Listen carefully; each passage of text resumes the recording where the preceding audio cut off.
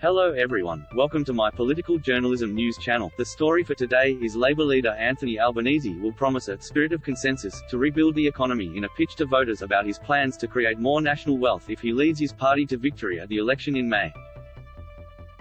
Vowing to avoid drastic change that pits people against each other, Mr. Albanese will outline ways to increase prosperity with a $15 billion reconstruction fund, more spending on training and a climate policy he says can create jobs. The Labour leader will set out the goal of lifting productivity but will not make a specific pledge to increase salaries, while pointing to Labour's time in government from 1983 to 1996 to assure voters he can unite the country. We must rediscover the spirit of consensus that former Labour Prime Minister Bob Hawke used to bring together governments, trade unions, businesses and civil society around their shared aims of growth and job creation, Mr. Albanese says in draft remarks. He brokered reforms that yielded benefits for all parties, not just better wages for workers, but stronger profits for businesses, along with the introduction of landmark reforms adding to the social dividend, such as Medicare and universal superannuation. The result was 3 decades of continuous economic growth. If Labour is successful in the coming federal election, I will take my lead from Bob Hawke and his successor Paul Keating. The economic pitch is a key message from Mr. Albanese ahead of the federal budget on March 29, when Prime Minister Scott Morrison and Treasurer Josh Frydenberg are expected to unveil their agenda before the election due by May 21. After dumping tax revenue increases such as the changes to negative gearing and franking credits it took to the last election, Labour has based its plans on ideas such as its $15 billion reconstruction fund, which is meant to invest in local manufacturing, and a Buy Australian policy to help manufacturing.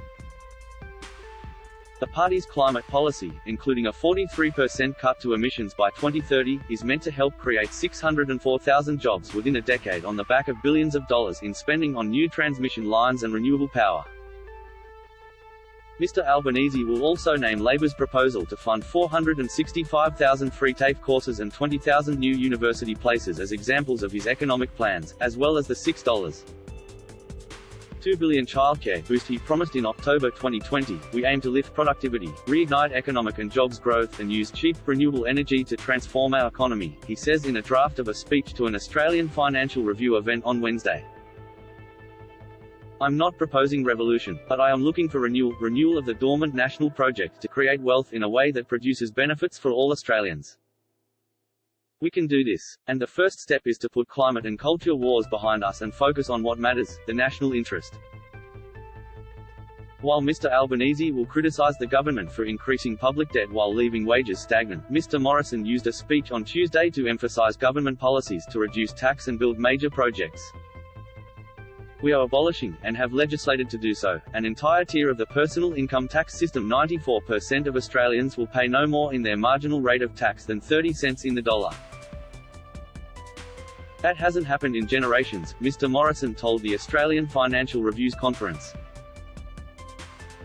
In a dig at Mr. Albanese, the Prime Minister said the Labour leader did not lay a brick to build the Western Sydney Airport when Labour was last in power, but the coalition government was now 1/4 of the way through construction. Asked about his appetite for reform, Mr. Morrison dismissed the idea of increasing the GST but talked up the government's instant asset write-off, which offers employers a bigger tax deduction. We've supercharged it during the course of the pandemic to bring in investment, he said. And one of the most exciting things I've seen through the pandemic is I've walked into businesses and the first thing they want to show me after the apprentices they've kept on is the new kit that they've been able to install in their manufacturing plants because of the instant asset write-off.